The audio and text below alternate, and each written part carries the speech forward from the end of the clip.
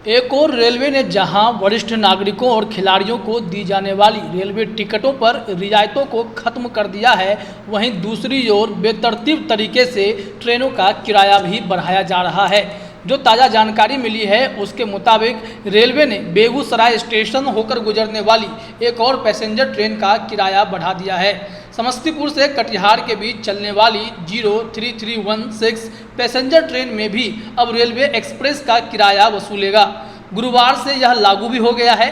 सुबह में office time में चलने वाली इस ट्रेन में सफ़र करने के लिए अब एक्सप्रेस ट्रेन का ही किराया आम रेल यात्रियों को देना होगा।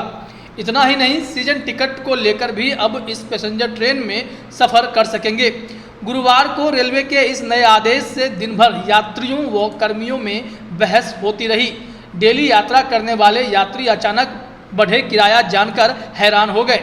इस दौरान टिकट काउंटर पर कार्यरत कर्मी से भी उलझते रहे। यात्रियों ने बताया कि इस ट्रेन में जनरल किराया लगने के कारण इसी से सफ़र किया करते थे, लेकिन रेलवे पैसेंजर ट्रेन की सुविधा में भी अब एक्सप्रेस का किराया वसूलने लगी है। स्थानीय रेल अधिकारी ने बताया कि नए आदेश में कुछ कन्फ्यूजन है। इसको लेकर मंडल के रेल अधिकारियों को अवगत कराया गया है। हालांकि गुरुवार से ही इस ट्रेन का टिकट एक्सप्रेस का किराया जोड़कर यात्रियों को दिया जा रहा है। कुछ कन्फ्यूजन रहने के कारण सूचनाएं टिकट काउंटर पर नहीं चिपकाई गई हैं। आपको बता दें कि इसके बाद से वहां के यात्रियों में काफ़ी नाराज़गी दिखाई पड़ती है। दूसरी ओर यहां पर टिकट में कंसेशन देने की जो बात थी उसे भी खत्म कर दिया गया है और सरकार ने इसे दोबारा बहाल करने से भी मना कर दिया है। सरकार का कहना है कि ये रियायतें देने से रेलवे पर दबाव पड़ेगा।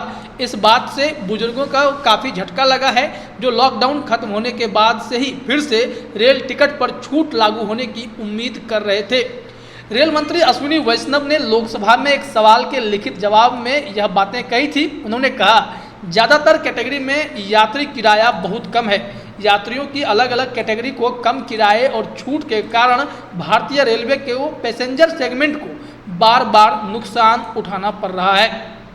मंत्री ने तर्क दिया कि भारतीय रेलवे पहले से ही यात्री सेवाओं के लिए कम किराया स्ट्रक्चर के कारण वरिष्ठ नागरिकों सहित सभी यात्रियों के लिए औसत यात्रा लागत का 50% से ज़्यादा वहन कर रहा है। इसके अलावा कोविड-19 की वजह से पिछले 2 साल से यात्रियों से कमाई 2019-20 की तुलना में काफ़ी कम है। उन्होंने कहा, इनका रेलवे के वित्तीय स्वास्थ्य पर लंबे समय तक असर पड़ता है। रियायतें देने की लागत रेलवे पर भारी पड़ती हैं, इसलिए वरिष्ठ नागरिकों सहित सभी श्रेणियों के यात्रियों के लिए रियायतों का दायरा बढ़ाने की कोई इच्छा नहीं है। आपको बता इस फैसले के बाद कई लोगों में नाराजगी भी देखी जा रही है और बीच बीच में अचानक से किसी भी ट्रेन का किराया बढ़ा दिया जा रहा है, उसको लेकर भी लोग आपत्ति जताते दिखाई पड़ रहे हैं।